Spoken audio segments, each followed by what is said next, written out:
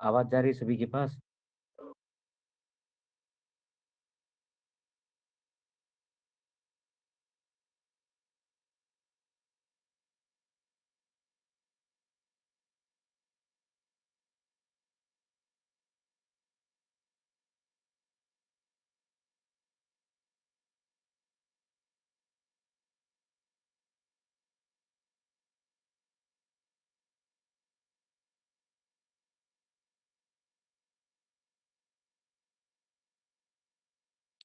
नमो नमो दर्शना जी, आवाज जा रही है क्लियर? एक बार बताएंगे।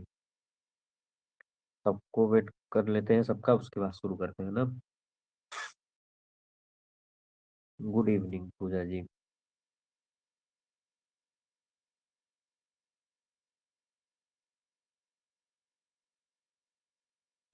कल देखिए वेदों का काल और आरण्यक साहित्य दो विषय कल जो है कंप्लीट कराए गए थे ना। और रात में जो है वेदों के काल और आरण्यक साहित्य से संबंधित जो है 50 प्रश्नों का टेस्ट और उसकी व्याख्या हुई थी। नमस्ते ज्योति जी। आज जो है यूनिट 1 नेट जेआरएफ के पाठ्यक्रम में जो यूनिट 1 है उसमें से संहिता साहित्य में जो 4 वेद हैं, चारों वेदों का सामान्य परिचय जो है देखेंगे ना, कि किसकी शाखाएं कौन सी है, शिक्षा ग्रंथ क्या है, ब्राह्मण ग्रंथ क्या है, आरण्य ग्रंथ क्या है। क्योंकि अभी यूनिट पहला चल रहा है इसलिए जो है सारी चीजों का सामान्य परिचय ही जानना अपेक्षित है। जब यूनिट 2 शुरू होगा तब उसका विशिष्ट अध्ययन प्रारंभ करना है ना। नमस्ते सुखदेव जी, नमस्ते प्रणाम कल्पी जी। तो एक बार सबको जुड़ जाने दीजिए फिर शुरू करते हैं ना। नमस्ते अशोक जी। नमस्कार पूजा जी।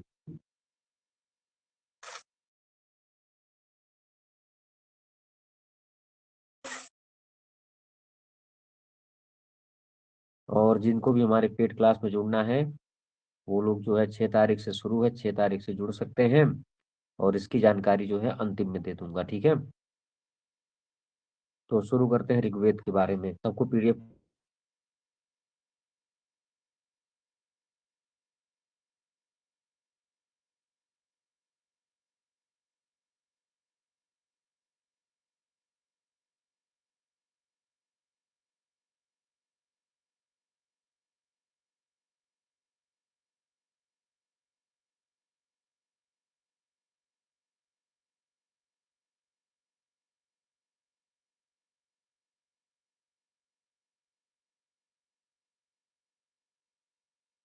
जी सभी के पास आवाज जा रही है ना क्लियर? एक बार बताएंगे। अभी आवाज जा रही है? हम्म। तो सबसे पहले ऋग्वेद की बात करते हैं। संहिता साहित्य को पूरा पढ़ के खत्म किया जाए, फिर उसके बाद इससे संबंधित 50 प्रश्नों का टेस्ट जो है शाम को 5 बजे करेंगे। देखिए सबसे पहले क्या है कि वैदिक साहित्य का सबसे प्राचीन व प्रथम ग्रंथ क्या है? ऋग्वेद है। चारों वेदों में भी सबसे प्राचीन ग्रंथ है ऋग्वेद। कभी भी क्रम मिलाने के लिए कोई भी बात आए तो ऋग्वेद को सबसे पहले रखना चाहिए, फिर उसके बाद यजुर्वेद या ईशोपनिषद को रखें, ठीक है। तो बताया गया कि वैदिक साहित्य का सबसे प्राचीन एवं प्रथम ग्रंथ क्या है? ऋग्वेद है। इसी कारण चूंकि सबसे प्राचीन होने के कारण यह चारों वेदों में बहुत ज्यादा पूजित है। और ऋग्वेद में देखिए 2 शब्द है ना। देखिए कौन कौन सा है। एक ऋक शब्द है और एक वेद शब्द है। तो ऋक शब्द जो है रिच, मूल जो है शब्द है रिच या ऋक है। तो जिसमें से ऋग्वेद में जो यह ऋक या रिच शब्द है इसका मतलब होता है स्तुति परक मंत्र, अर्थात ऋच्यते स्तूयते अनया इति ऋक। ऋच्यते रिच धातु जो है स्तुति अर्थ में होती है। अर्थात इसलिए यह बताया गया जिस ऋचा के द्वारा स्तुति की जाती है उसको ऋक कहते हैं। और स्तुति वाले स्तुति के मंत्रों का जहाँ पे संग्रह है वह हो जाएगा ऋग्वेद, ठीक है। जिन मंत्रों के द्वारा देवों की स्तुति की जाती है उन्हें ऋक या ऋचा कहते हैं। बस सीधे सीधे थ्योरी है, इसको समझ लेंगे एक एक बार तो सारी चीजें समझ में आ जाएंगी। प्रश्न कहाँ से बनते हैं वो बताता रहूंगा। ऋग्वेद में विभिन्न देवों की स्तुति वाले मंत्र हैं। जैसे आप लोगों को पता होगा 250 सूक्तों में इंद्र की स्तुति की गई है, 200 सूक्तों में जो है अग्नि की स्तुति की गई है। तो ऋग्वेद क्या करता है ना, एक एक देवताओं को, जैसे जब ऋग्वेद इत्यादि का समय था तो उस समय हमको जहां से, जैसे मान लीजिए वृक्ष को देवता माना गया, जल को देवता माना गया, सूर्य को देवता माना गया, जो हमारा परोपकार करते थे उनको देवता मान लिया जाता था, पर्जन्य को, बारिश बारिश को। तो उसी तरह से और मंत्रों की संरचना होती थी। तो इसलिए ऋग्वेद को क्या कहा जाता है, स्तुति परक कहा जाता है। ऋग्वेद में विभिन्न देवताओं की स्तुति है, हमारे सूक्तों में भी विभिन्न देवता लगे ही हैं, पता है आपको, अतः इसे ऋग्वेद कहते हैं। बात करें ऋग्वेद की भाषा, ऋग्वेद की जो शैली है, मतलब एक नाटक शैली, गद्य शैली जो ऋग्वेद की, ऋग्वेद में तो प्रायः सब कुछ पद्य में श्लोकात्मक ही है, लेकिन शैली क्या है उसकी, नाटक शैली है ना, जैसे पूर्वा उर्वशी यम यमी इत्यादि। और व्याकरण एवं मंत्रों के अध्ययन से ज्ञात होता है कि यह किसी एक समय की रचना नहीं है। ऐसा नहीं है कि ऋग्वेद एक ही बार प्रथम मंडल से दसम मंडल तक सारी चीजें एक ही बार लिख दी गई, क्योंकि अगर आप भाषा शैली और व्याकरण को देखेंगे तो प्रथम मंडल का कुछ और, दसम मंडल का कुछ और मिलता है, और 2 से लेकर के 7 तक जो वंश मंडल है उसका कुछ और पता चलता है। तो इससे यह ज्ञात होता है कि यह किसी एक समय की रचना नहीं है, किंतु विभिन्न काल में विभिन्न ऋषियों द्वारा हुई रचनाओं का यह संग्रह है। जैसे बताया था ना कि जिन जिन ऋषियों ने, जैसे अब एक ही बार तो सारा वेद एक ही ऋषि के अंदर तो आया नहीं, मतलब कई प्रकार से, कई माध्यम से विभिन्न प्रकार के ऋषि हुए, कुछ प्राचीन ऋषि ऋषि हुए, फिर उनके बाद के जो जो ऋषि थे, धीरे धीरे उनके हृदय में मंत्रों का संकलन होता गया और वह ऋग्वेद से जुड़ता गया। तो इसीलिए भाषा इत्यादि को देख करके इसीलिए कहा जाता है ना, ऋग्वेद का दूसरे से लेकर सातवां मंडल, जिसको जो है वंश मंडल कहते हैं, यह सबसे प्राचीन है, और पहला और दसवां जो है अर्वाचीन माना जाता है। तो ऐसी ऋचाओं के संग्रह को क्या कहते हैं, ऋग्वेद कहते हैं। किस कैसी ऋचाएं, जिसमें देवताओं की स्तुति वगैरह है, इन्हीं ऋचाओं के संग्रह के कारण जो है इसको ऋग्वेद कहा जाता है। और ऋग्वेद संहिता में जो संहिता शब्द है ना, वह किसका अर्थ में है, वह संकलन या संग्रह अर्थ में है। जैसे ऋग्वेद संहिता, ऋचाओं की वेदिका संग्रह जहाँ पे हुआ है, संहिता का मतलब हो जाएगा संग्रह या संकलन, तो संहिता शब्द का क्या मतलब है, संग्रह या संकलन अर्थ में है। ऋग्वेद चारों वेदों में देखिए, जब यजुर्वेद पढ़ेंगे तो उसको महत्वपूर्ण बताया जाएगा, ऋग्वेद पढ़ रहे हैं तो ऋग्वेद को बताया जा रहा है। तो ऋग्वेद को चारों वेदों में सबसे अधिक महत्वपूर्ण, अक्षुण्ण तथा आदरणीय माना जाता है। परिमाण की दृष्टि से भी यह चारों वेदों में विशालकाय ग्रंथ है।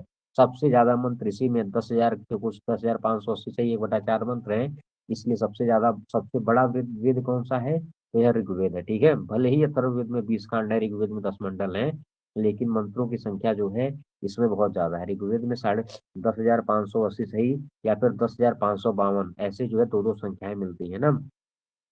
आवाज सबके पास क्लियर आ रही है, बताएंगे एक बार, आवाज सबके पास क्लियर आ रही है। ठीक है। तो यह सबको समझ में आ गया होगा, ऋग्वेद का परिचय भी चल रहा है अभी। मेन में जहाँ से क्वेश्चन आते हैं वो भी बताया जाएगा। तो ऋग्वेद में देखिए सबसे ज्यादा इंद्र की कितने सूक्तों में, 250 सूक्तों में इंद्र की स्तुति है। फिर अग्नि है 200 सूक्तों में, इसी तरह से सोम, विष्णु, मरुत इत्यादि प्राकृतिक तत्वों के प्रतिनिधि हैं। मतलब जहां जहाँ प्राकृतिक तत्व जितने भी, जैसे सूर्य से हमको रोशनी मिलती है तो ऋग्वेद में सूर्य को देवता मान लिया गया। जल से हमको जीवन मिलता है तो जल को एक देवता मान लिया गया। अग्नि, अग्नि को जानते ही हैं, पर्जन्य को जानते ही हैं, तो इस तरह से जिस जिस देवता से जो जो साक्षात्कार परोपकार होता गया, हमको ऋग्वेद ने उसी को क्या कर लिया, देवता मान लिया है। तो ऋग्वेद में सबसे ज्यादा स्तुति इंद्र की है, इंद्र के बाद अग्नि, फिर सोम, विष्णु, मरुत इत्यादि के से है। ठीक है। ऋग्वेद के आचार्य कौन है, ऐसा प्रश्न आने पर ऋग्वेद के आचार्य पैल हैं, जो व्यास के शिष्य थे। सबको पता होगा कि वेद एक ही था। ठीक है, वाक्य पदयम पढ़ेंगे तो वहां पे सीधे मिलेगा, एकमेव यदाम नातम भिन्नम शक्ति व्यपाश्रयात अपृथक्त्वेपि शक्तिभ्यः समामनाया पृथक पृथक। जिसको एक होते हुए भी, यह वेद कैसा था, एक ही वेद था, लेकिन इसका जो है विभाजन कर दिया गया। व्यास शब्द, व्यास के बारे में सारी चीजें आप लोग जानते होंगे, कृष्ण द्वैपायन वेद व्यास इनको कहा जाता है। ठीक है, और यह चूंकि द्वीप पे इनकी माँ छोड़कर चली गई थी, इसलिए इनको द्वैपायन कहा जाता है। वेदों का इन्होंने विभाजन किया था, इसलिए इनको व्यास कहा जाता है। रंग इनका सांवला था, इसलिए इनको कृष्ण कहा जाता है। ठीक है, तो इसलिए कृष्ण द्वैपायन वेद व्यास जो है, देखिए व्यास शब्द का मतलब ही होता है ना, व्यास शब्द के अगर शाब्दिक अर्थ पे जाएंगे तो व्यनक्ति, व्यनक्ति इति व्यास, अर्थात जो विभाजन करता है उसी को व्यास कहते हैं। और इसी व्यास का उल्टा होता है समास। समास का क्या मतलब होता है, जो दोनों दो चीजों को आपस में मिला दे। राज्य पुरुषा अलग अलग था, उसको राज पुरुषा कर दिया, यह जो है समस्त अर्थात समास है। और वेद एक ही था, उसको चार भागों में बांट दिया, यह क्या है, व्यास है। तो आपको पता होगा कि व्यास ने ही अपने चारों वेदों का विभाजन करके चार चार शिष्यों को पकड़ा दिया था। तो ऋग्वेद जो है, ऋग्वेद के आचार्य कौन है? यह पैल है, ठीक है। जैसे यजुर्वेद के वैशंपायन होंगे, सुमंतु होंगे, जैमिनी होंगे, यह सारी चीजें, ठीक है। हाँ, संक्षेप, बिल्कुल, हाँ। तो ऋग्वेद के आचार्य कौन है? पैल है, जो व्यास के शिष्य थे। ऋत्विक की बात करें तो चारों वेदों के अनुसार यज्ञ में 4 ऋत्विज होते हैं। जैसे होता, होता क्या करता है? होता जो है ऋचाओं का पाठ करता है। अध्वर्यु क्या करता है? कर्मकांड में सहायता करता है। उद्गाता क्या करता है? सामवेद की ऋचाओं का ध्यान करता है। और ब्रह्मा क्या करता है? ब्रह्मा एको जाते जाते विद्याम बदती, अर्थात जो है ब्रह्मा संरक्षक होता है। निरुक्त में पढ़ेंगे तो होता जो है, होता के बारे में अध्वर्यु अध्वरम युनक्ति, अध्वरस्य नेता अध्वरम कामयते, अधियाने रूप बंध, यह सब अध्वर्यु शब्द के निर्वचन है। उद्गाता जो है गायत्रम तो गायति परिसु, ज्ञान सूक्त का एक मंत्र है कि जो है कैसे ब्रह्मोत्वावत जात विद्याम यज्ञस्य मात्राम विमित उत्वह, ऐसे करके पूरा मंत्र है। गायत्री नाम की ऋचाओं का पाठ यह उद्गाता करता है। और ब्रह्मोत्वावत जात विद्याम, ब्रह्मो एको जाते जाते विद्याम वदति, ब्रह्मा क्या करता है? सबकी विद्या को जो है संरक्षित करता है, यज्ञ की देखभाल करता है। होता ऋचाओं का पाठ करता है। और अध्वर्यु तो यज्ञ का नेता कहा जाता है।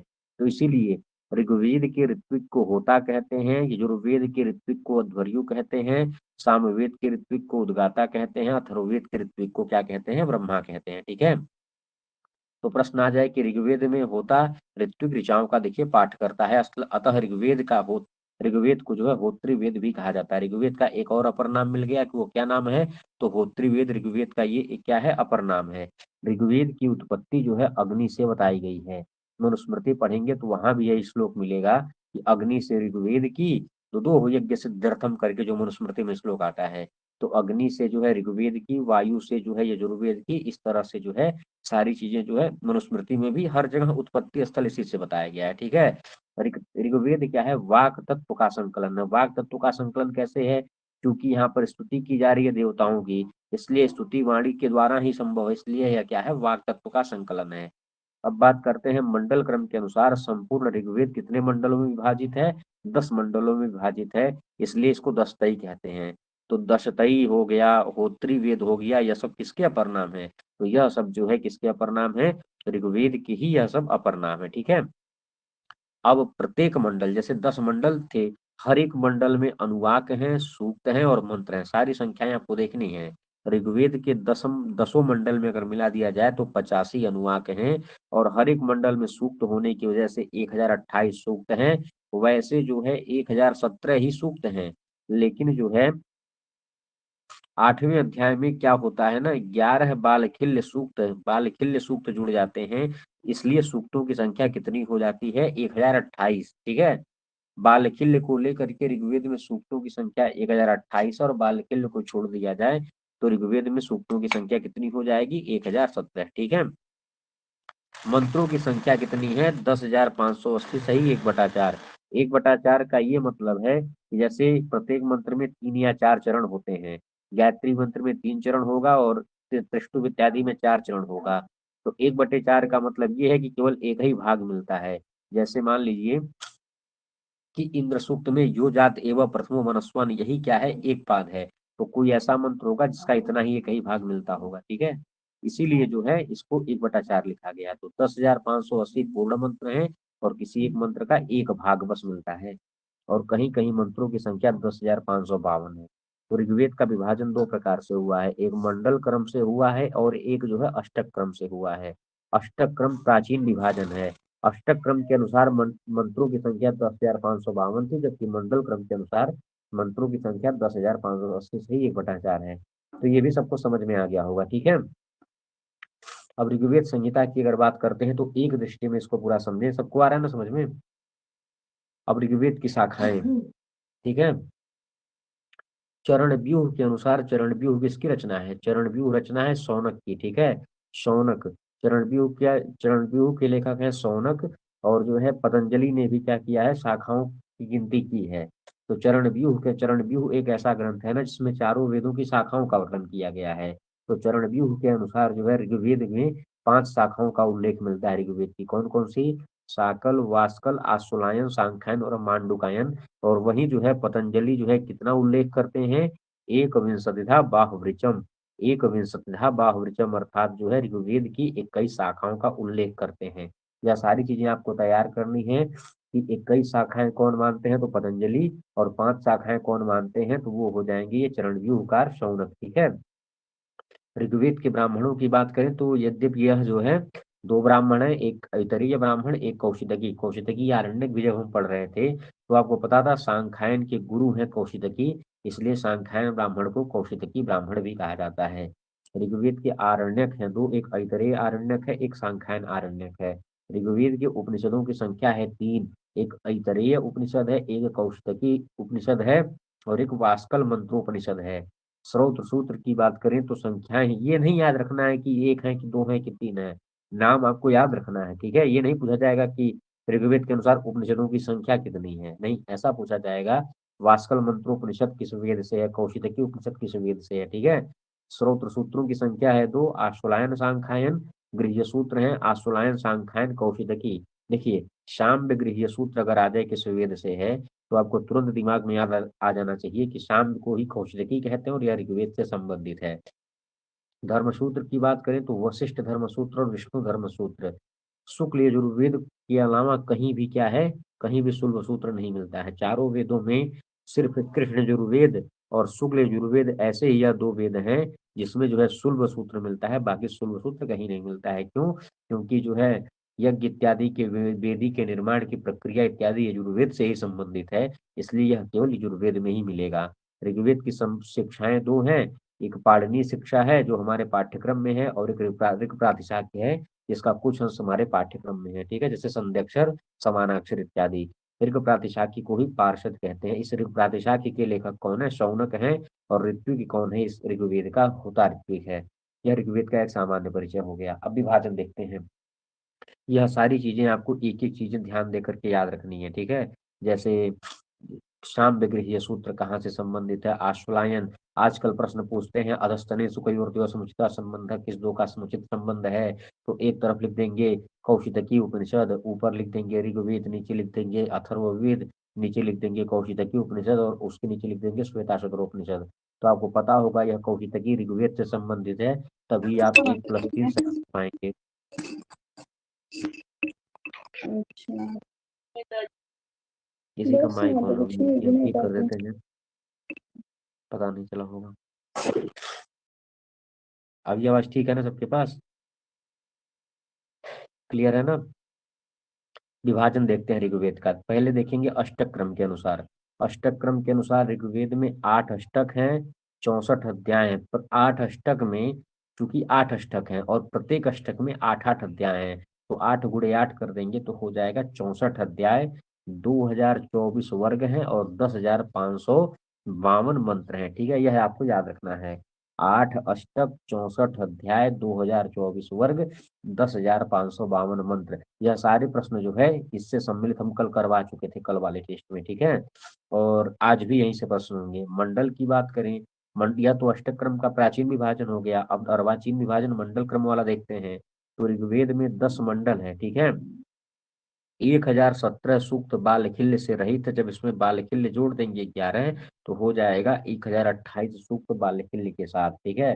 मंडल क्रम के अनुसार मंडलों की संख्या 10 है, सूक्तों की संख्या 1028 है, अनुवाक है 85, मंत्रों की संख्या 10,580, सही 1/4। आचार्य हैं पैल, देवता हैं अग्नि, उपवेद ऋग्वेद का है आयुर्वेद। ऋग्वेद का अपर नाम क्या है? 10 मंडल होने के कारण 10, होता नाम के ऋत्विक होने के कारण होत्री वेद। ठीक है। तो इतना सबको क्लियर हो गया होगा, एक बार बताएंगे। सबको इतना समझ में आ गया ना?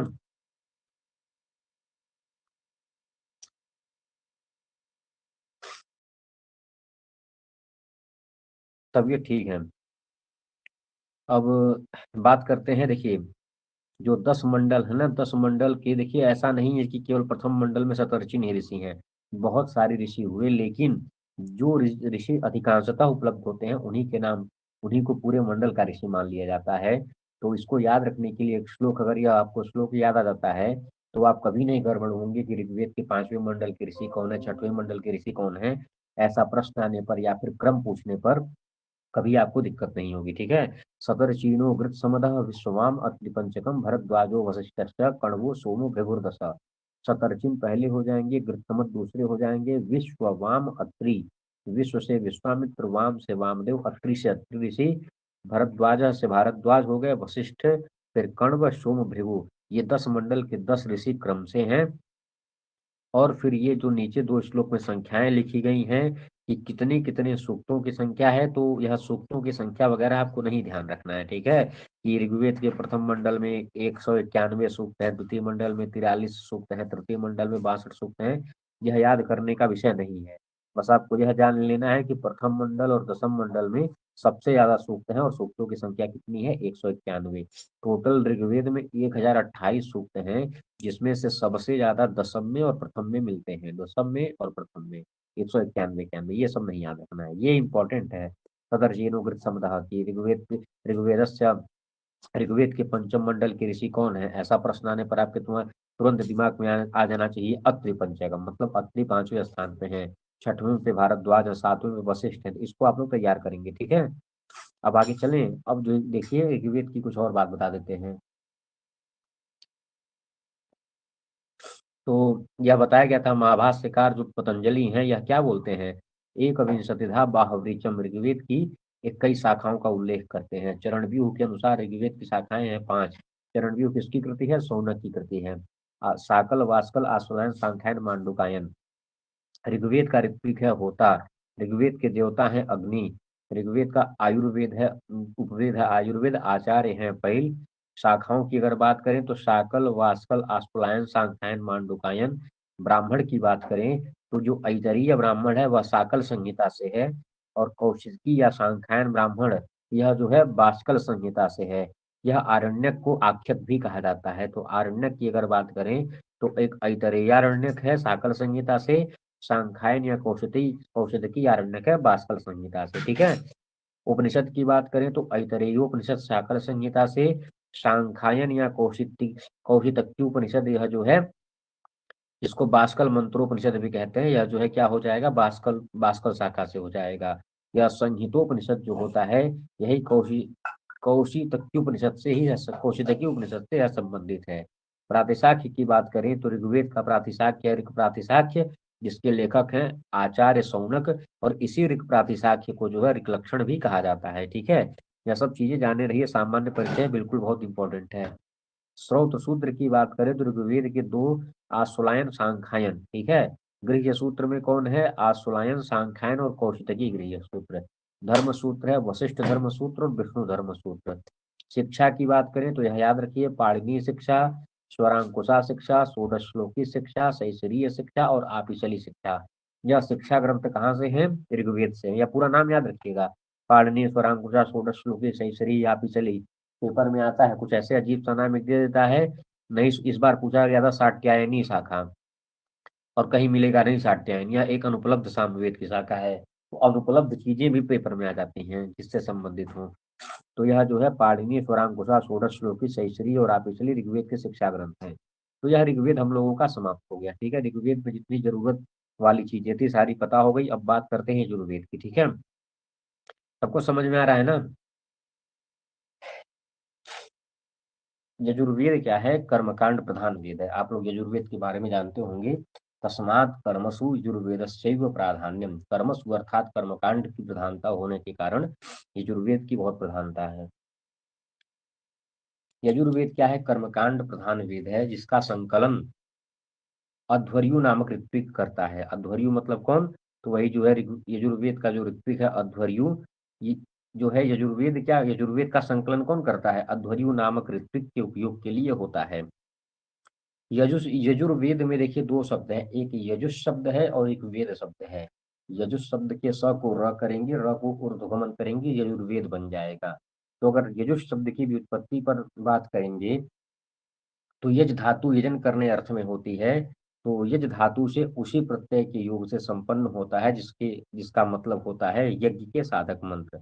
यज धातु से उसी प्रत्यय करेंगे तो यजुष शब्द निष्पन्न होगा, जिसका मतलब होगा यज्ञ के साधक मंत्र, ठीक है। इसे अनियताक्षरावसानम भी कहा गया है।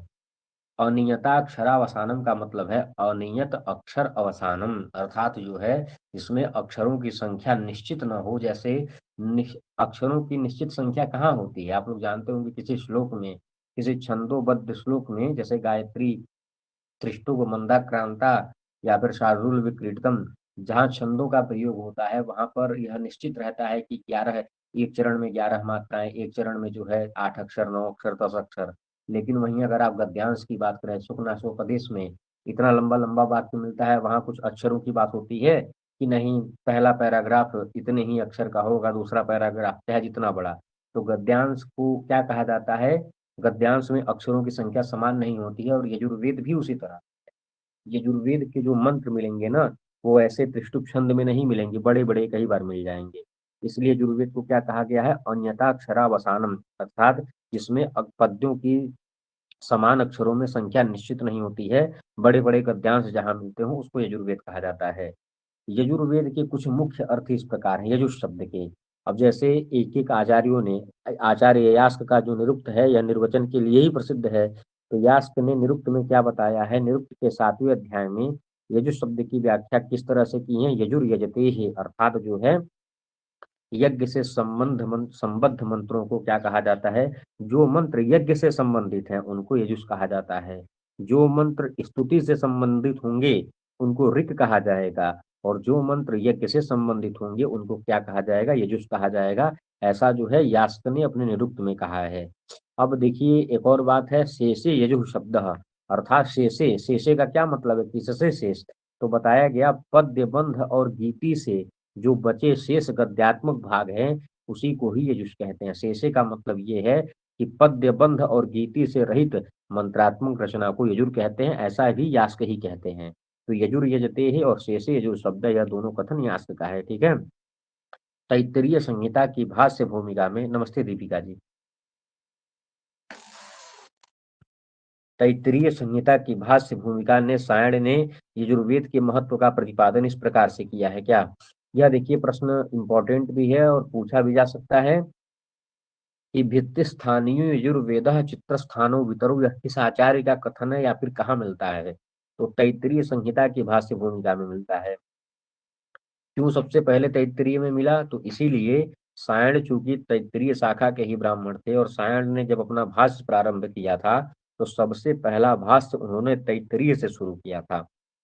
तैत्तिरीय तैत्तिरीय संहिता के बाद शाकल संहिता, शाकल संहिता के बाद काणो संहिता, काणो के बाद कौथुम, कौथुम के बाद वह अथर्ववेद इत्यादि। ठीक है।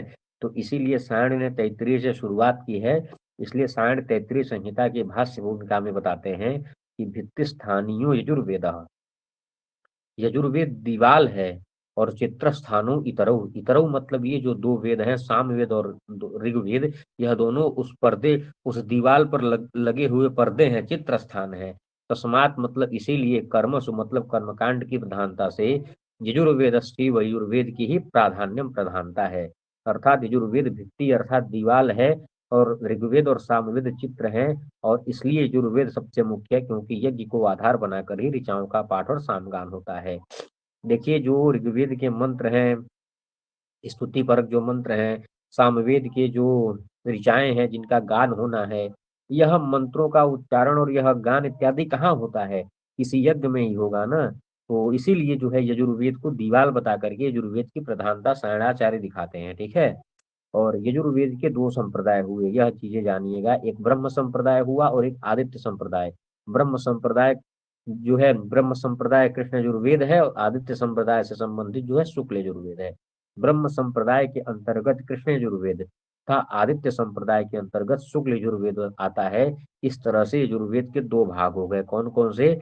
शुक्ल और कृष्ण। इस प्रकार से किसका बंटवारा हुआ है, ऐसा भी प्रश्न आता है तो आपको तुरंत समझ जाना है कि ऐसा बंटवारा जो है यजुर्वेद का हुआ है। ठीक है। यद्यपि प्राचीन काल में यजुर्वेद की 100 या 101 शाखाएं मिलती हैं, ऐसा पतंजलि, देखिए, एक शतम अध्वर्यु शाखा या फिर यजुः एक शताध्वरकम शाखा नाम तो सते नाथ यजुर्वेदम अथा करोद। इन तीनों पंक्तियों के आधार पर यजुर्वेद की 100 या 101 शाखाएं होने का दावा मिल रहा है। चरणव्यूहकार जो शौनक है वह यजुर्वेद की 86 शाखाओं का उल्लेख करते हैं, जिसमें 69 कृष्ण यजुर्वेद की है, बाकी जो बची वह यजुर्वेद की है। तो पहले जो है क्या किया जाता था? पहले देखिए, पहले शाखाएं बहुत थी, लेकिन ये सब प्राचीन जो है, प्राचीनता के क्रम में देखा जाए तो धीरे धीरे शाखाएं समाप्त होती गई। उनकी मूल प्रतियां समाप्त होती गई, इसलिए अब शाखाओं की संख्या कम हो गई है। सामवेद की 1000 शाखाएं मिलती हैं, इसलिए जो नहीं भी मिल रही है ऐसी सात्यायनी शाखा का उल्लेख हमारी परीक्षा में आ गया था। तो सामवेद की 1000 शाखाएं भले ही मिलती थी, लेकिन इस समय 8-9 ही केवल मिलती हैं, 8 या 9। ठीक है। तो प्राचीन काल में यजुर्वेद की 100 या 101 शाखाएं थी, लेकिन वर्तमान में टोटल यजुर्वेद की 6 संहिताएं या 6 शाखाएं हैं, जिसमें से 2 यह जो है माध्यन्दिन और काण्व यह शुक्ल यजुर्वेद से है, और वह तैत्तिरीय मैत्रायणी कठ कपिस्टल यह 4 संहिताएं जो है कृष्ण यजुर्वेद से हैं। सिर्फ यही मिलता है। ठीक है, टोटल 6। यह शाखा स्रोत सूत्र, गृह सूत्र, शिक्षा से का प्रश्न इन सबसे रहता ही है ना। तो वर्तमान में शुक्ल यजुर्वेद की 2 संहिताएं प्राप्त होती हैं। वाजसनेयी संहिता, जिसको माध्यन्दिन संहिता कहते हैं, और दूसरा काण्व संहिता। ठीक है। और यह दोनों जो है क्या है, शुक्ल यजुर्वेद से संबंधित है। वाजसनेयी या माध्यन्दिन एक ही नाम है, और काण्व संहिता, इन दोनों जो शुक्ल यजुर्वेद की जो संहिताएं हैं, इसमें कितने अध्याय हैं? 40 अध्याय हैं। ठीक है, इतना सबको क्लियर हो गया? बताएंगे। और संप्रति कृष्ण यजुर्वेद की केवल 4 शाखाएं हैं। कृष्ण यजुर्वेद की 4 शाखाएं कौन कौन सी हैं? तैत्तिरीय, मैत्रायणी, कटकपिस्टल। देखिए, शुक्ल यजुर्वेद की 2 शाखाएं हैं, वाजसनेयी, माध्यन्दिन या काण्व। कृष्ण यजुर्वेद की 4 शाखाएं हैं, तैत्तिरीय, मैत्रायणी, कठ और कपिस्टल। ठीक है। तो यद्यपि पहले पतंजलि ने 100 या 101 शाखाओं का उल्लेख किया है, और चरणव्यूहकार 89 शाखाओं का उल्लेख करते हैं, लेकिन वर्तमान में शुक्ल यजुर्वेद की 2 शाखाएं और कृष्ण यजुर्वेद की 4 शाखाओं का उल्लेख मिलता है। अब एक सामान्य दृष्टि लगाते हैं। शुक्ल यजुर्वेद की 2 शाखाएं कौन कौन सी हैं? माध्यन्दिन, वाजसनेयी या काण्व शाखा, और इसका ब्राह्मण है शतपथ ब्राह्मण। आरण्यक किसका है? बृहदारण्यक। शुक्ल यजुर्वेद के उपनिषद है ईशोपनिषद और बृहदारण्यकोपनिषद। शुक्ल यजुर्वेद का स्रोत सूत्र है कात्यायन स्रोत सूत्र। शुक्ल यजुर्वेद का गृह्य सूत्र है पारस्पर गृह्य सूत्र। शुक्ल यजुर्वेद का धर्म सूत्र है हारित और शंख। शुक्ल यजुर्वेद के शुल्ब सूत्रों में केवल जो है कात्यायन शुल्ब सूत्र यह जो है शुक्ल यजुर्वेद से संबंधित है। बाकी बौधायन, मानव, आपस्तंभ, मैत्रायणी, हिरण्यकेशी, सत्यासार, वाराह, यह सब कृष्ण से संबंधित है। यहाँ पर बस लिखा गया है। ठीक है, ये सब कृष्ण से संबंधित है। ठीक है, बस यह कात्यायन ही शुक्ल यजुर्वेद का शुल्ब सूत्र है। बाकी बौधायन शुल्ब सूत्र, मानव शुल्ब सूत्र, आपस्तंभ शुल्ब सूत्र, मैत्रायणी शुल्ब सूत्र, हिरण्यकेशी या सत्यासार शुल्ब सूत्र, वाराह शुल्ब सूत्र, यह सब कृष्ण यजुर्वेद से संबंधित है। ठीक है। और शुक्ल यजुर्वेद की शिक्षा ग्रंथ है, एक याज्ञवल्क्य शिक्षा है और एक वाजसनेयी प्रातिशाख्य है। और बात करेंगे शुक्ल यजुर्वेद संहिता का ऋत्विक कौन है? अध्वर्यु इसका ऋत्विक है। ठीक है, इतना क्लियर हो गया होगा। अब विभाजन देखते हैं। क्योंकि 2 शाखाएं थी, एक माध्यन्दिन या वाजसनेयी, एक काण्व शाखा। अब माध्यन्दिन संहिता में कितने? 40 अध्याय हैं, 303 अनुवाक है, 1975 मंत्र हैं। ठीक है। और काण्व संहिता में भी 40 अनुवाक हैं, 40 अध्याय हैं, लेकिन यहाँ पर अनुवाक है 328, और मंत्रों की संख्या कितनी है? 2086। यह सब याद करेंगे तो हो जाएगा। पहली पहली बार में नहीं याद होगा, लेकिन धीरे धीरे 1 आध महीना इसकी में समय बिताएंगे ना, तो अपने आप सब याद हो जाएगा, जिनको नहीं याद है उनको। ठीक है। तो अब देखिए, शुक्ल यजुर्वेद के आचार्य हैं वैशंपायन, देवता है वायु। यजुर्वेद का उपवेद है धनुर्वेद, और अपर नाम इसको क्या कहते हैं? अध्वर्यु वेद कहते हैं। ठीक है, अध्वर्यु ऋतु है, इसलिए इसको अध्वर्यु वेद कहा जाता है। अब बात करते हैं कृष्ण यजुर्वेद की। तो कृष्ण यजुर्वेद की 4 शाखाएं हैं, कौन कौन सी? तैत्तिरीय, मैत्रायणी, कठ और कपिस्ठल। ब्राह्मण भी यही है, तैत्तिरीय, मैत्रायणी, कठ, कपिस्ठल। कृष्ण यजुर्वेद के आरण्यक 2 हैं, तैत्तिरीय आरण्यक, मैत्रायणी आरण्यक। उपनिषदों की संख्या सबसे, देखिए, सर्वांग पूर्ण संहिता कभी भी आपसे पेपर में पूछा जाए कि सर्वांग पूर्ण संहिता किसको कहते हैं, तो आप तुरंत समझ जाइए कृष्ण यजुर्वेद है वो।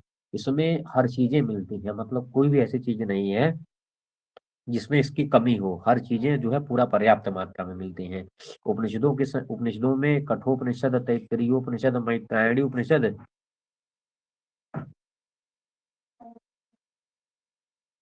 भैया, हम आपके क्लास में हम केवल टेस्ट के लिए जुड़ सकते हैं क्या? अन अकेडमी पर प्लस क्लास लिए हैं तो टाइम का इशू है, और कॉलेज कॉलेज भी जाना पड़ता है, तो जी जुड़ सकती हैं। उपनिषद की बात करेंगे तो कठोपनिषद, तैत्तिरीयोपनिषद, मैत्रायणी उपनिषद, श्वेता श्वेतर उपनिषद, महानारायणी उपनिषद। तो जिसमें से कठोपनिषद, तैत्तिरीय श्वेताश्वतर और श्वेताश्वतर, यह तीन तो हमारे सिलेबस में ही है। और कृष्ण यजुर्वेद के स्रोत सूत्र की बात की जाए तो बौधायन, बाधूल, मानव, भारद्वाज, आपस्तंभ, काठक, सत्याषाढ़, वाराह और वैखानस, यह स्रोत सूत्र कृष्ण यजुर्वेद से है। गृह्य सूत्रों में भी यही नाम आपको मिलेंगे, बौधायन, भारद्वाज, काठक, हिरण्यकेशी, सत्याषाढ़, वैखानस, बाधुल इत्यादि। धर्म सूत्र में है वशिष्ठ धर्म सूत्र, बौधायन धर्म सूत्र, आपस्तंभ धर्म सूत्र, वैखानस धर्म सूत्र, हिरण्यकेशी गर्भ सूत्र, धर्म सूत्र।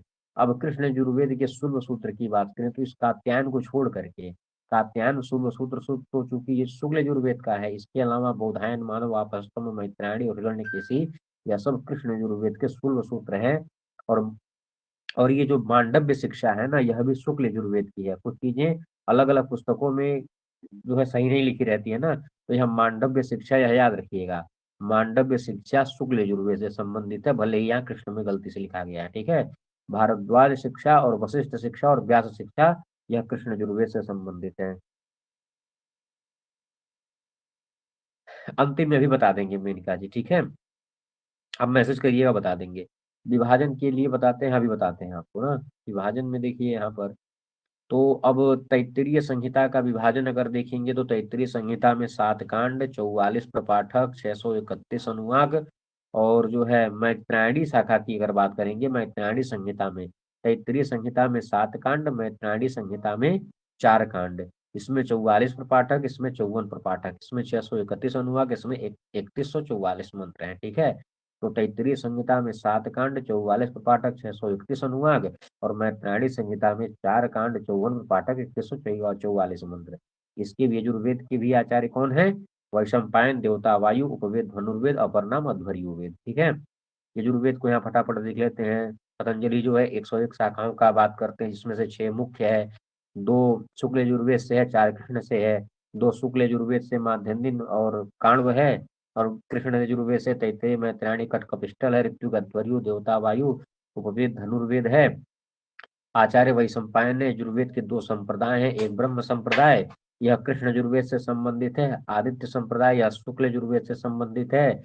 और शुक्ल यजुर्वेद कैसा है? तो विनियोग अमिश्रत्वम शुक्लत्वम, इसमें विनियोग और मंत्रों का मिश्रण नहीं है, उसको शुक्ल यजुर्वेद कहते हैं। शुक्ल यजुर्वेद को वाजसनेयी संहिता या माध्यन्दिन संहिता कहा जाता है। आदित्य संप्रदाय मतलब क्या है? सूर्य सूर्य से याज्ञवल्क्य ने सीखा था, इसलिए यह आदित्य संप्रदाय का प्रतिनिधि करता है। और इसमें माध्यन्दिन संहिता में अभी जो पढ़े वही चीजें हैं, 40 अध्याय, 303 अनुवाक, 1975 मंत्र, ठीक है। काण्व संहिता की बात करें तो उसमें 40 अनुवाक, 40 अध्याय, 328 अनुवाक और 2085 मंत्र, और यह महाराष्ट्र की तरफ फेमस है। ब्राह्मण की बात करें तो शतपथ ब्राह्मण यह जो है, चाहे माध्यन्दिन का हो चाहे काण्व का हो, दोनों पर ही शतपथ ब्राह्मण मिलते हैं। दोनों काण्व संहिता पर भी शतपथ ब्राह्मण है, माध्यन्दिन पर भी शतपथ ब्राह्मण है। दोनों में अंतर ये है कि माध्यन्दिन शतपथ ब्राह्मण में 14 कांड है, और काण्व शतपथ ब्राह्मण में 17 कांड है, ठीक है। और इस बार काण्व वाला ही वर्ण वर्ण विषय हम लोगों से पूछा गया था, कि चूंकि जो शतपथ ब्राह्मण का कांड, प्रथम कांड में जो वर्ण विषय है ना, वह काण्व वाले में दूसरे में मिलता है, और जो यहाँ दूसरे पे वह यहाँ पहले पे हो जाता है, ठीक है। और आरण्यक की बात करें तो शुक्ल बृहदारण्यक हो जाएगा। यजुर्वेद की, शुक्ल यजुर्वेद की माध्यन्दिन शाखा, वही, तो काण्व संहिता का प्रथम अध्याय का वर्ण विषय पूछा था। तो शुक्ल यजुर्वेद की माध्यन्दिन शाखा और काण्व शाखा पर बृहदारण्यक है, ठीक है। और उपनिषद की बात करें तो शुक्ल यजुर्वेद के 2 उपनिषद हैं, एक ईशोपनिषद और एक बृहदारण्यक उपनिषद। यह ईशोपनिषद यह दोनों संहिताओं पर है, और बृहदारण्यक उपनिषद शतपथ ब्राह्मण पर है। शतपथ ब्राह्मण के अंतिम 14वें कांड के अंतिम 6 अध्याय को ही बृहदारण्यक उपनिषद कहा जाता है। और काण्व संहिता हो या वाजसनेयी संहिता हो, अभी पढ़े थे, दोनों में 40 अध्याय हैं, तो 40वें अध्याय को ही क्या कहते हैं? ईशोपनिषद कहते हैं, ठीक है। और आगे चलते हैं। प्रातिशाख्य की बात करें तो शुक्ल यजुर्वेद का प्रातिशाख्य है वाजसनेयी प्रातिशाख्य, जिसको जो है लिखा है कात्यायन ऋषि ने, कात्यायन है, थोड़ा सा कहीं कहीं मिसप्रिंट आपको दिखेगा। और इस पे वाजसनेयी प्रातिशाख्य पे उव्वट ने मातृवेद, यह मातृ लिखा गया है, मातृवेद भाष्य लिखा है, ठीक है। कौन सा भाष्य? मातृवेद भाष्य लिखा है। और इसी पर जो है वाजसनेयी प्रातिशाख्य पर ही पदार्थ प्रकाशक नाम का भाष्य किसने लिखा है? अनंत भट्ट ने लिखा है। ठीक है, अनंत भट्ट ने लिखा है, यहाँ पे अन्नम भट्ट लिख दिया गया है, तो अनंत भट्ट हो जाएगा। और अनंत भट्ट ने ही काण्व याजुस भाष्य भी लिखा है। अब एक प्रतिज्ञा सूत्र प्रातिशाख्य और एक भाषिक सूत्र प्रातिशाख्य है, यह दोनों भी शुक्ल यजुर्वेद से ही संबंधित है। प्रतिज्ञा सूत्र में शुक्ल यजुर्वेद के जो स्वर इत्यादि उदात्त अनुदात्त स्वरित प्रचय इत्यादि का नियम बताया गया है, और भाषिक सूत्र में शतपथ ब्राह्मण में जो स्वर है उनके विधान की चर्चा है, और यह दोनों जो है शुक्ल यजुर्वेद से ही संबंधित है। ठीक है, स्रोत सूत्र की बात करें तो कात्यायन स्रोत सूत्र, यह जो है माध्यन्दिन कांड दोनों पर है। गृह्य सूत्र की बात करें तो पारस्कर गृह्य सूत्र, यह भी माध्यन्दिन संहिता और कांड संहिता शुक्ल यजुर्वेद से ही संबंधित है। और वैजवाप गृह्य सूत्र, वैजवाप ऋषि के नाम पर यह वैजवाप गृह्य सूत्र हुआ, और यह शुक्ल यजुर्वेद से यह भी संबंधित है। ठीक है, और धर्म सूत्र है नहीं, शुल्ब सूत्र में देखिए अभी जो मैं बता रहा था वहां जो है कात्यायन शुल्ब सूत्र किससे संबंधित है, शुक्ल यजुर्वेद से संबंधित है। इसको इसके कई नाम मिलते हैं, कात्यायन शुल्ब परिशिष्ट भी कहा जाता है, कातीय। देखिए जब आप अपत्याधिकार तद्धित का पढ़ेंगे ना, तो एक सूत्र आता है वृद्धाक्ष शायद जो है, कात्यायन शब्द से छ प्रत्यय करके कात्यायनीय भी बना देता है, और कात्यायन में जो फ प्रत्यय हुआ है उसका लोप कर देंगे तो कातीय भी बन जाता है। तो इसीलिए कात्यायन कातीय सब एक ही नाम है। ठीक है, अनुक्रमणिका की बात करेंगे तो शुक्ल यजुर्वेद की अनुक्रमणिका है, कात्यायन ने लिखी है, और शुक्ल यजु सर्वानुक्रम सूत्र माध्यन्दिन संहिता से कात्यायन, सब इतना अनुक्रमणिका याद करने की जरूरत नहीं है। शिक्षा ग्रंथ बात करें तो शुक्ल यजुर्वेद की याज्ञवल्क शिक्षा वाजसनेयी संहिता से, वासिष्ठी शिक्षा, मांडव्य शिक्षा, माध्यन्दिन शिक्षा, कात्यायनी शिक्षा, पाराशरी शिक्षा, यह सारे शिक्षा ग्रंथ किससे संबंधित हैं, तो आपको तुरंत पता होना चाहिए शुक्ल यजुर्वेद के शिक्षा ग्रंथ है, यह सारे पीडीएफ दे दिए जाएंगे। कृष्ण यजुर्वेद की बात करें तो कृष्ण यजुर्वेद में देखिए अभी बताया था चरण व्यूह के अनुसार कृष्ण यजुर्वेद की कितनी शाखाओं का उल्लेख है, 85 शाखाओं का उल्लेख है, और कृष्ण यजुर्वेद की 85 शाखाओं का उल्लेख है। ठीक है, विनियोग मिश्रत्व कृष्णत्व, देखिए शुक्ल के लिए लिखाया गया था विनियोग अमिश्रत्व, विनियोग अमिश्रत्व शुक्लत्व, लेकिन विनियोग मिश्रत्व क्या हो जाएगा, कृष्णत्व, अर्थात जो है इसमें कृष्ण यजुर्वेद की संहिता में व्याख्या विवरण एवं विनियोग क्या है, मिश्रित है। इसके इसको ब्रह्म संप्रदाय समझा जाता है। इसकी शाखाएं 4 है, तैत्तिरीय, मैत्रायणी, कठोर, कपिस्थल। ब्राह्मण है तैत्तिरीय, मैत्रायणी, कपिस्थल ब्राह्मण है, और 2 आरण्यक हैं, तैत्तिरीय और मैत्रायणी आरण्यक। उपनिषदों की बात करें तो तैत्तिरीयोपनिषद, कठोपनिषद, श्वेताश्वतर, मैत्रायणी, और यह जो तैत्तिरीय आरण्यक में टोटल 10 प्रपाठक हैं, तो जो 10वां प्रपाठक है उसी को ही महानारायणीयोपनिषद कहते हैं, जो खिलकांड के भी नाम से जाना जाता है, उसी का ही अपर नाम क्या है, याज्ञिकोपनिषद इसका अपर नाम है। ठीक है, कृष्ण यजुर्वेद के प्रातिशाख्य को देखें तो तैत्तिरीय प्रातिशाख्य है, इस तैत्तिरीय प्रातिशाख्य पर बहुत बड़े विद्वान व्याख्या की हैं, भाष्य लिखे हैं। तो इस तैत्तिरीय प्रातिशाख्य पर पद क्रम सदन नाम की व्याख्या जो है, भाष्य जो है महाशय ने लिखा है। त्रिभाष्य रत्न नाम की व्याख्या जो है सोमाचार्य ने लिखी है, और इसी तैत्तिरीय संहिता पर तैत्तिरीय प्रातिशाख्य पर भाष्य किसने लिखा है, वैदिका भरण गोपाल यज्वा ने। तो यह 3 नाम आपको याद होने चाहिए, यह सारे प्रश्न आपको मिलेंगे। स्रोत सूत्र की अगर बात करें तो बौधायन स्रोत सूत्र कृष्ण यजुर्वेद से संबंधित है, यह स्रोत सूत्रों में सबसे प्राचीन है। भस्वामी इसके प्राचीनतम भाष्यकार हैं। इसके अलावा आपस्तंभ, हिरण्यकेशी जिसको सत्याषाढ़ भी कहा जाता है, वैखानस जो तैत्तिरीय से संबंधित है, यह सब कृष्ण यजुर्वेद के स्रोत सूत्र हैं। भारद्वाज, मानव, वाधूल, वाराह, काठक स्रोत सूत्र, यह सब जो है कृष्ण यजुर्वेद से संबंधित है। ठीक है, और गृह्य सूत्र की अगर बात करें तो बौधायन गृह्य सूत्र, मानव गृह्य सूत्र, भारद्वाज गृह्य सूत्र, आपस्तंभ गृह्य सूत्र, हिरण्यकेशी, वैखानस, वादुल, यह सब कृष्ण यजुर्वेद के गृह्य सूत्र हैं। और आग्निवेश गृह्य सूत्र, काठक गृह्य सूत्र, वाराह गृह्य सूत्र, यह सब जो है क्या है, काठक गृह्य सूत्र को लौगाक्षी गृह्य सूत्र भी कहा जाता है। बौधा अब धर्म सूत्र की बात करते हैं कृष्ण यजुर्वेद के, तो कृष्ण यजुर्वेद के धर्म सूत्रों में बौधायन धर्म सूत्र, आपस्तंभ धर्म सूत्र, इस आपस्तंभ धर्म सूत्र पर उज्ज्वला टीका जो है हरदत्त ने लिखी है। इसके अलावा हारित धर्म सूत्र, हिरण्यकेशी धर्म सूत्र, शंख धर्म सूत्र, और वैखानस धर्म सूत्र। ठीक है, शुल्ब सूत्र की बात करें तो बौधायन, आपस्तंभ, मानव, मैत्रायणी, वाराह और वाधुल, यह सब सारे शुल्ब सूत्र किससे संबंधित हैं, तो आपको समझ जाना है कृष्ण यजुर्वेद से यह सब संबंधित है। ठीक है, शिक्षा कौन कौन सी है कृष्ण यजुर्वेद की, भारद्वाज शिक्षा, व्यास शिक्षा, शंभु शिक्षा और कौहलीय शिक्षा, यह सब कृष्ण यजुर्वेद से संबंधित है। अब बात करते हैं सामवेद की, तो बताइएगा ऋग्वेद, शुक्ल यजुर्वेद और कृष्ण यजुर्वेद का पूरा विभाजन, पूरा जो है उसके हर एक शाखाएं और हर एक चीजों का उल्लेख आपको समझ में आ गया होगा। इस पीडीएफ को एक दो बार रिवाइज करेंगे और शाम को इसी पीडीएफ से 50 प्रश्न है उसका टेस्ट देंगे तो आपको चीजें क्लियर हो जाएंगी। और यह एक बार पढ़ने पे याद नहीं होता, इसको जब तक परीक्षा नहीं हो जाती तब तक दोहराना पड़ता है। हम लोग रोज दोहराते थे तब यह सारी चीजें तैयार रहती हैं, नहीं तो भूल जाती हैं। और एक एक चीजें याद हो गई थी, बस ये जान लीजिए। अब सामवेद की बात करते हैं, तो वैदिक वाङ्मय में सामवेद का विशिष्ट स्थान है। सामवेद क्या है? वेदों का सार है। हाँ, वेदा नाम सामवेदो उसमें ऋतु नाम कुसुमाकर है, ऐसा गीता में भगवान कहे हैं।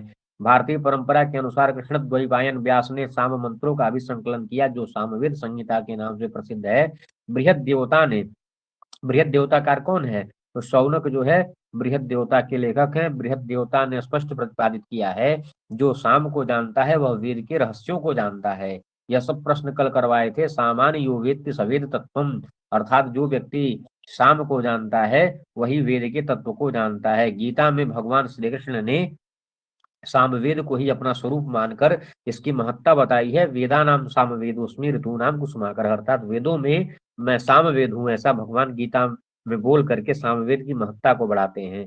और ऋग्वेद जो है सामवेद के बारे में क्या कहता है कि यो जागार तमु सामान यान्ति, अर्थात जो है जो व्यक्ति, यो मतलब यह मनुष्य है, जो मनुष्य जागार अर्थात जागार मतलब जो है जागरणशील है, तम मतलब उसी व्यक्ति को ही क्या होता है? सामान्य यान्ति, शाम की प्राप्ति होती है। ठीक है। और अथर्ववेद में क्या बताया गया है? शाम को पर ब्रह्म मतलब है जो सच्चिदानंद घन स्वरूप जो पार ब्रह्म परमेश्वर है, उस परमेश्वर का लोम भूत, अर्थात जो शरीर में लोम होते हैं ना छोटे छोटे, उस लोम भूत माना गया है सामवेद को।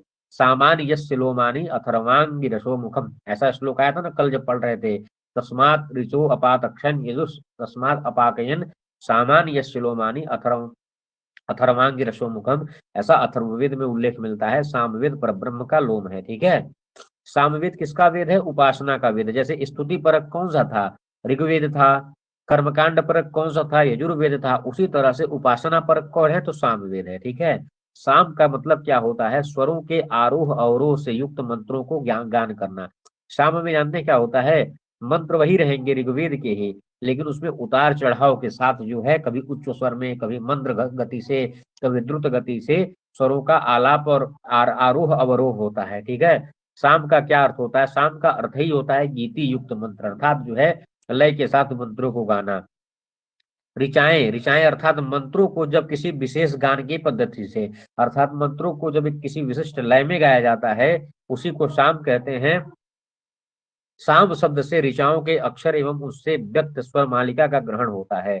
स्वरालापन यह शाम का प्रधान अंग है। स्वरालापन मतलब स्वरों का उतार चढ़ाव इत्यादि। जैमिनीय सूत्र में गीति को ही शाम का कहा गया है। जैमिनी ने कहा क्या है? जैमिनी मुनि ने जैमिनीय सूत्र में क्या कहा गया है? गीति से समाख्या, गीति ही शाम है। बृहदारण्यक उपनिषद में शाम शब्द की व्युत्पत्ति बताई गई है। सा मतलब सा शब्द, साम में दो शब्द हैं, एक सा है और एक जो है अम है। सा का मतलब ऋक है, मतलब ऋग्वेद के जो मंत्र हैं उनको अम अर्थात जो है स्वर के साथ गा दिया जाए, वही शाम कहा जाता है। अर्थात ऋक से संबद्ध स्वर प्रधान गायन को ही साम कहते हैं, ऐसा बृहदारण्यक में मिलता है। साच अमश्च इति तत्साम्नः सामत्वम्। साच मतलब ऋचा के साथ, अमश्च मतलब यह जो गान या स्वर था, इसको जो है गा देना, यही सामनः सामत्वम्, यही साम का सामत्व है। और तया सह संबंध अयो नाम स्वर यत्र वर्तते तत्साम, उसी को ही शाम कहा जाता है। सामवेद संहिता के स्वरूप, सामवेद संहिता का स्वरूप। अब सामवेद का ऋत्विक कौन है? उद्गाता है। जैसे जैसे ऋग्वेद का ऋत्विक होता था और यजुर्वेद का ध्वर्यु, उसी तरह से सामवेद का ऋत्विक जो है उद्गाता है। उद्गाता ऋग्वेद की ऋचाओं का शास्त्रीय तथा परंपरागत रूप में क्या करता है? गायन करता है। ऋक और साम जो है क्या है? परस्पर घनिष्ठ आपस में ही संबंधित हैं। ऋग्वेद में जो सामवेद में 1875 मंत्र है ना, उनमें से लगभग 1500 मंत्र जो है सामवेद ऋग्वेद के ही हैं, बस ये जान लीजिए। बस मंत्रों को गाने के लिए ही, गाने उसको जो है गीति इत्यादि के माध्यम से बदलने के लिए उसको सामवेद कह दिया गया है। सामवेद में ऋग्वेद के लगभग सभी मंडलों से मंत्र ग्रहण लिए गए हैं, किंतु अधिकांश मंत्र जो है 8वें और 9वें मंडल से ग्रहण किए गए हैं। मतलब पूरी बात यह है कि सामवेद में लगभग 1875 मंत्र हैं, तो 1500 मंत्र ऋग्वेद से आए हैं, और उस ऋग्वेद के 8वें और 9वें मंडल से सबसे ज्यादा मंत्र आए हैं। ठीक है, अब सामवेद संहिता का विभाजन देख लेते हैं। सामवेद के आचार्य हैं जैमिनी, ऋत्विक है उद्गाता, उपवेद इसका है गांधर्व वेद। देवता जैसे हम लोग देख रहे थे, ऋग्वेद के देवता अग्नि थे, यजुर्वेद के वायु, उसी तरह से सामवेद के देवता कौन है? अग्नि या सूर्य, आदित्य या सूर्य हैं। इसका विभाजन दो प्रकार से है, एक पूर्वार्चिक एक उत्तरार्चिक। पूर्वार्चिक में 4 कांड है, कौन कौन से? आग्नेय कांड, ऐन्द्र कांड, पवमान कांड और अरण्य कांड। उस 4 कांडों के अंदर 6 अध्याय हैं, और जो है 6 अध्याय, उसी अध्याय को प्रपाठक भी कहा जाता है। और पूर्वार्चिक में 650 मंत्र हैं, उत्तरार्चिक में 9 प्रपाठक है, 1225 मंत्र हैं और 400 सूक्त हैं। ठीक है, सामवेद के टोटल मंत्र हैं 1875, शाखाएं 3 हैं, कौटुंबीय शाखा, रामायणीय शाखा, जैमिनीय शाखा। ब्राह्मण 8 या 9 हैं। 8 ब्राह्मण सायण मानते हैं। सायण जो है जैमिनी को, जैमिनी शाखा या फिर जैमिनी ब्राह्मण नहीं स्वीकार करते हैं, और जो है जब जैमिनी को ले लेंगे तो 9 हो जाएगा। सायण के अनुसार सामवेद की 8 शाखाएं हैं और वैसे 9 हैं। और आरण्यक कितने हैं सामवेद के? तो 2 आरण्यक है, एक तलवकार आरण्यक है, एक छांदोग्य आरण्यक है। उपनिषद की भी संख्या 2 ही है, एक केनोपनिषद, एक छांदोग्योपनिषद।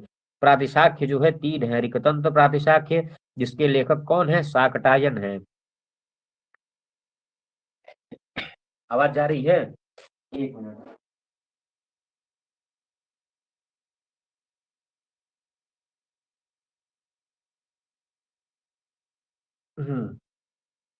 ऋकतंत्र के प्रणेता हैं शाकटायन। पुष्प सूत्र के रचयिता हैं, जो कल बताया गया था गोभी का फूल, तो गोभिल ऋषि जो है पुष्प सूत्र के रचयिता हैं। सामतंत्र जो है ये जो है सामवेद का प्रातिशाख्य है।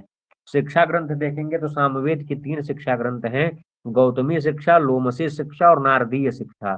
सबसे प्राचीन शिक्षा ग्रंथ है गौतम शिक्षा। ठीक है, स्रोत सूत्र कौन से हैं? 4 स्रोत सूत्र हैं, कौन कौन से? आरषेय, इसी आरषेय को मशक भी कहते हैं। देखिएगा, मशक एक है और एक है मानव, तो मशक मानव में कंफ्यूज नहीं होना है। यह मानव धर्म सूत्र कृष्ण यजुर्वेद से संबंधित है, और यह मशक जो है सामवेद से संबंधित है। ठीक है, तो मशक को आरषेय भी कहते हैं। तो आरषेय स्रोत सूत्र, लाट्यायन, द्राह्यायन या जैमिनी स्रोत सूत्र, ये सब सामवेद के हैं। गृह सूत्र में सामवेद के गृह सूत्रों की बात की जाए तो गोभिल गृह सूत्र, खादिर गृह सूत्र, द्राह्यायण गृह सूत्र, जैमिनीय गृह सूत्र और कौथम गृह सूत्र, ये सब सामवेद से संबंधित हैं। गौतम धर्म सूत्र ये सबसे प्राचीन धर्म सूत्र है, शुल्व सूत्र तो होता ही नहीं है।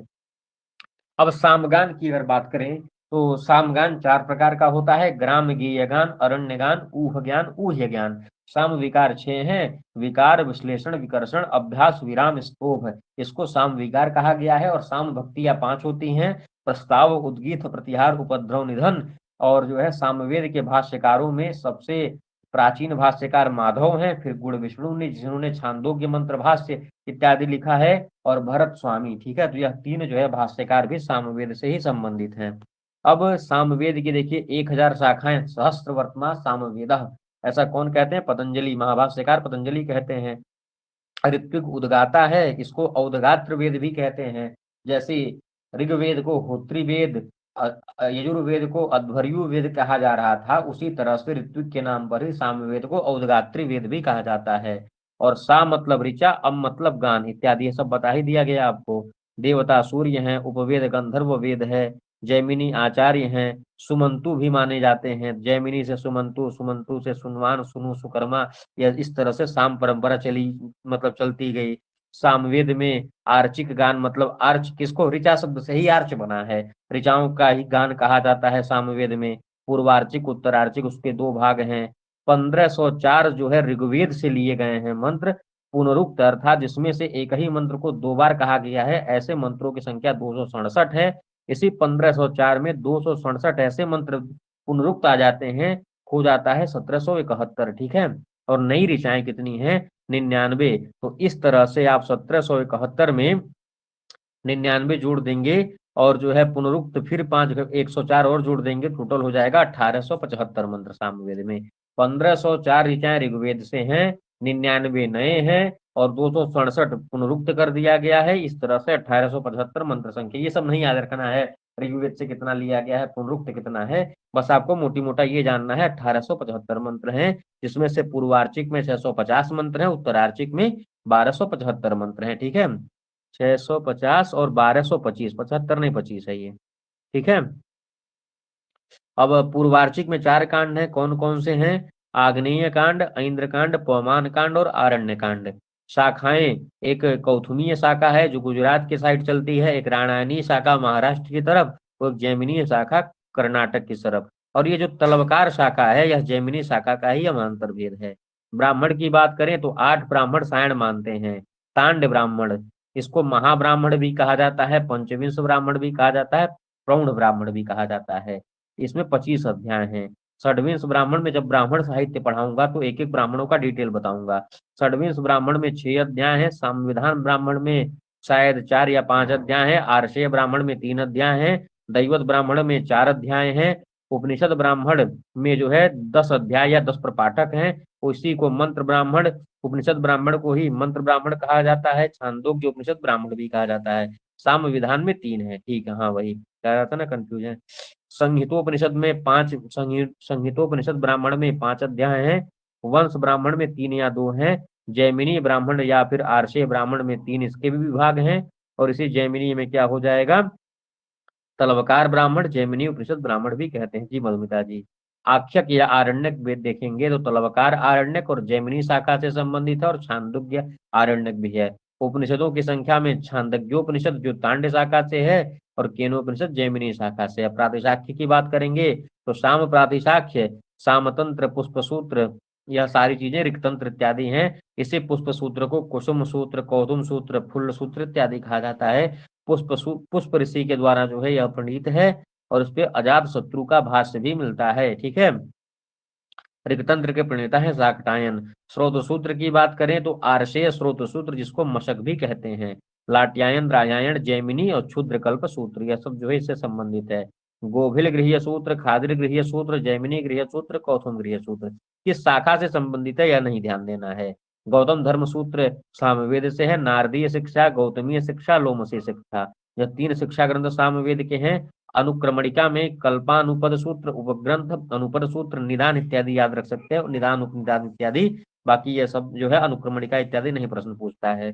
अब बात करते हैं अथर्ववेद की। ठीक है, अथर्ववेद का अर्थ है अथर्वों का वेद, अर्थात जो है वेद की 4 संहिताओं में अथर्ववेद की एक निजी और अन्यतम विशिष्टता रही है। इस वेद के अथर्व शब्द की सुंदर व्याख्या यास्काचार्य के निरुक्त तथा गोपद ब्राह्मण में उपलब्ध है, और साथ ही साथ अथर्ववेद की व्याख्या पाणिनि ने भी की है। ठीक है, किस तरह से, तो देखिए अथर्व में क्या शब्द है, मूल धातु है, एक अशब्द है, एक थर्व शब्द है।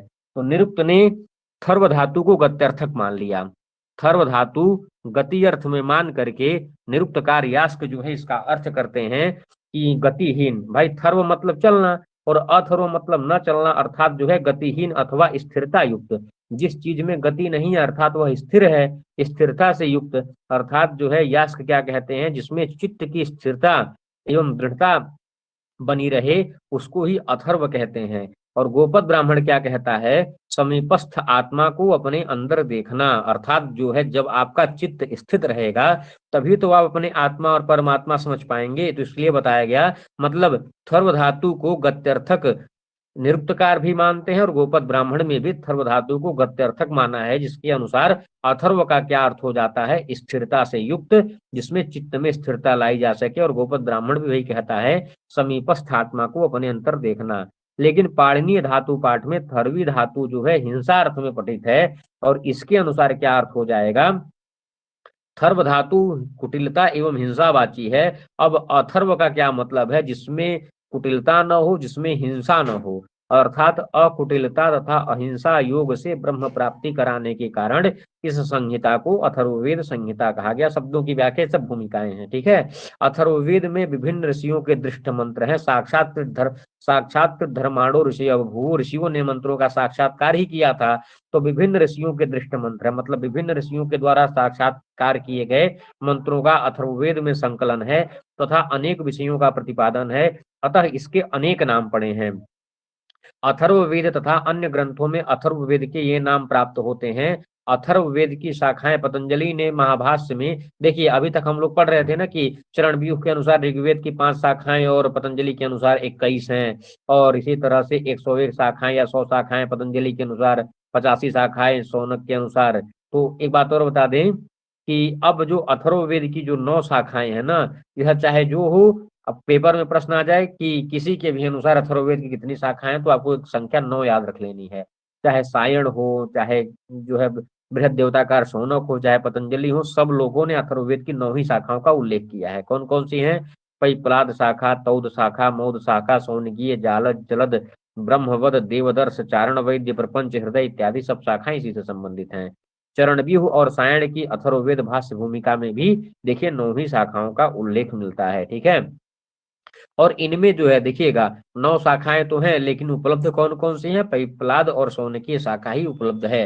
अथर्ववेद के उपवेद में अगर बात करेंगे तो अथर्ववेद का जो ब्राह्मण है गोपद ब्राह्मण, उसमें अथर्ववेद के 5 उपवेद के बारे में बताया गया है। एक सर्प वेद, पिशाच वेद, असुर वेद, इतिहास वेद और पुराण वेद। और अथर्ववेद के अपर नाम देखते हैं। अपर नाम में अथर्ववेद का एक अपर नाम ब्रह्म वेद है, अथर्वांगिरो वेद है, भिषक वेद है, छत्र वेद है, मही वेद है, छंदो वेद है, अंगिरस वेद है, भैषज्य वेद है, भृग्वंगिरो वेद है। यह सब अथर्ववेद के उपनाम है।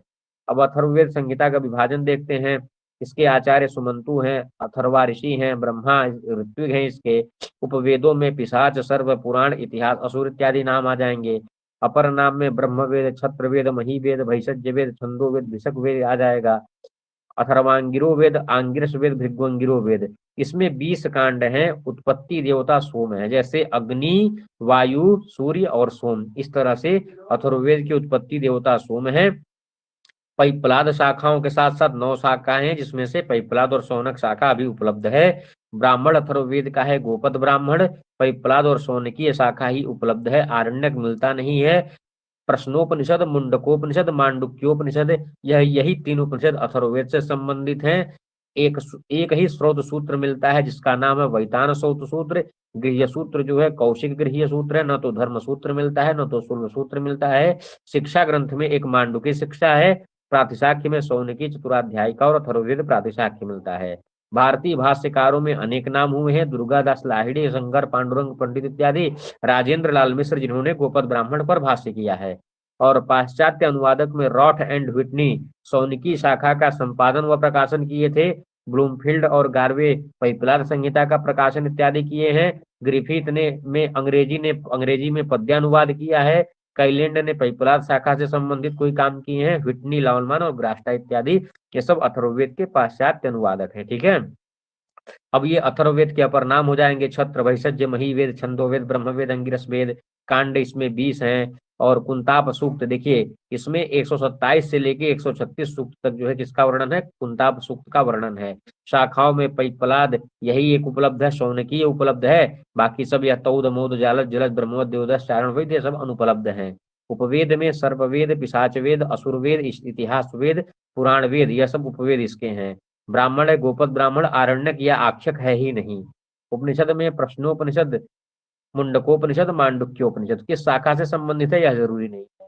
प्रातिशाख्य में अथर्व प्रातिशाख्य, शौनकीय चतुराध्यायिका जिसको कौत्स व्याकरण भी कहते हैं, और वैदान स्रोत सूत्र, गृह सूत्र में कौशिक गृह सूत्र, बृहस्पति सर्वानुक्रमणिका, और जो है शिक्षा में मांडुकी शिक्षा आ जाएगी। ठीक है, और उसके बाद अंतिम पेज में क्या है? अथर्ववेदी परिशिष्ट 49 चरण व्यू है। इसके अनुसार अथर्ववेद के 5 लक्षण अनुक्रम ग्रंथ हैं: चतुराध्यायी, प्रातिशाख्य, पंचपटलिका, दंतोष्ठ विधि, बृहत् सर्वानुक्रमणिका, कौशिक सूत्र, वैतान सूत्र, नक्षत्र कल्प, अंगिरस कल्प, शांति कल्प। बस जो है इतना इंपॉर्टेंट है। ठीक है, अनुक्रमणिका साहित्य से प्रश्न नहीं आते हैं। तो अगर आपको पता हो जाएगा सारी चीजें जो जो करवा दिए हैं, एक चीजें देखिएगा सामान्य परिचय में आपको यह चीजें बिल्कुल ध्यान में रहनी चाहिए। जो जो करवा रहा हूँ, स्रोत सूत्र, गृह्य सूत्र, शाखा, आरण्यक, उपनिषद, ब्राह्मण, शिक्षा ग्रंथ ना, ये सब तैयार अगर किए रहेंगे, एक एक चीज जैसे आचार, ऋत्विक, उपवेद, देवता और उसका विभाजन, उसमें मंत्रों की संख्या कितनी है, प्रपाठक कितने हैं, शाखा कौन सी है, ब्राह्मण कितने हैं, हर वेद का आपको यही जानना है। आरण्यक, उपनिषद, प्रातिशाख्य, शिक्षा, स्रोत सूत्र, गृह्य सूत्र, धर्म सूत्र, सुलो सूत्र इत्यादि अगर इतना करेंगे तो आपका जो है काम हो जाएगा। ठीक है, तो ये जो है संहिता साहित्य आज खत्म हो गया।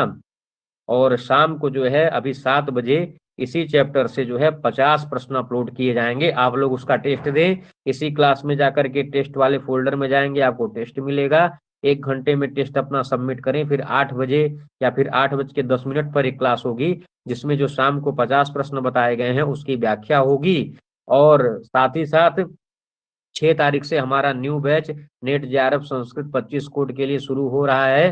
तो उसमें जो भी लोग जुड़ना चाहते हैं और जो भी लोग पहले से जुड़े हैं, तो वो लोग अपने जो है जूनियर्स और जो साथ के लोग हैं उनको बताएं। 6 जनवरी से यह प्रारंभ है, जो है रेगुलर पेड क्लास में जो है सारी चीजें मूल से पढ़ाकर उसका अध्ययन करवाया जाएगा। और 3 महीने का समय है, जिसमें से 3 महीने के अंदर ही पूरा सिलेबस कंप्लीट करवाया जाएगा। प्रतिदिन शाम को टेस्ट होगा, पढ़ाया जाए जो विषय जो है पढ़ाया जाएगा। उसका शुल्क जो है 2100 रुपये है 3 महीने का। और एक बात और बता दें, 3 महीने बाद भी ऐसा नहीं है कि 3 महीना आपका समाप्त हो जाता है तो फिर आपको वीडियोज वगैरह नहीं मिलेगा। वह वीडियोज आपके पास परीक्षा तक उपलब्ध रहेगा, ठीक है। जब तक चाहेंगे तब तक वह सारी वीडियोज आपके पास रहेंगी, अर्थात 3 महीने में सिलेबस कंप्लीट करके वह वीडियो आपको दे दिया जाएगा। और आप चाहें तो एक ही बार पेमेंट कर सकते हैं, और चाहें तो अगर एक बार करने में असमर्थ हैं तो महीने महीने करके 3 बार में दे सकते हैं, ठीक है। ये इसका नंबर है, इस नंबर पे फोन करेंगे तो हमसे बात हो जाएगी। और बाकी जो जानकारी है आप लोग इधर उधर थोड़ा सा बताते रहें, ठीक है। और शाम को 7 बजे इसका टेस्ट होगा। धन्यवाद सभी को। 7 बजे आप लोग टेस्ट दीजिएगा ना।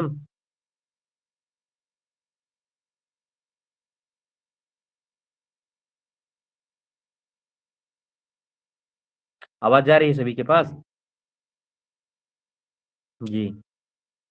जी धन्यवाद सभी को। मेनका जी, आप एक बार हमको मैसेज कर दीजिए, हम बता देते हैं आपको टेलीग्राम पे या फिर जो है व्हाट्सएप पे ना।